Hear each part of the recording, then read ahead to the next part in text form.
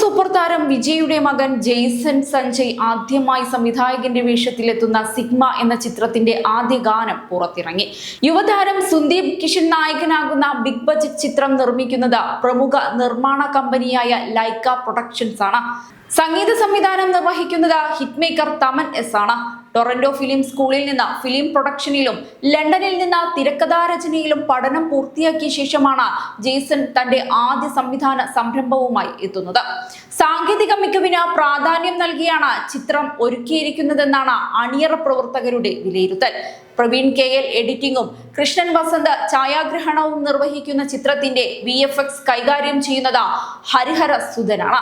വിജയുടെ മകൻ സിനിമയിലേക്ക് എത്തുന്നു എന്ന വാർത്ത പുറത്തു വന്നത് മുതൽ തമിഴ് സിനിമാ ലോകം വലിയ പ്രതീക്ഷയോടെയാണ് കാത്തിരിക്കുന്നത്. നിരവധി സംവിധായകർ ജെയ്സനെ നായകനാക്കാൻ ശ്രമിച്ചിരുന്നുവെങ്കിലും അഭിനയത്തെക്കാൾ സംവിധാനത്തിലായിരുന്നു അദ്ദേഹത്തിന്റെ താല്പര്യം. മലയാള സംവിധായകൻ അൽഫോൺസ് പുത്രൻ ഉൾപ്പെടെ പലരും കഥയുമായി സമീപിച്ചിരുന്നുവെന്നും മുൻപ് വിജയ് വെളിപ്പെടുത്തിയിരുന്നു. ഇതിനിടെ വിജയുടെ കരിയറിലെ അവസാന ചിത്രം എന്ന വിശേഷണത്തോടെ എത്തുന്ന ജനനായകൻ റിലീസ് പ്രതിസന്ധി നേരിടുന്നതായും റിപ്പോർട്ടുകളുണ്ട്. സെൻസർ ബോർഡുമായി ബന്ധപ്പെട്ട സാങ്കേതിക തടസ്സങ്ങളാണ് റിലീസ് വൈകാൻ കാരണമെന്നാണ് സൂചന.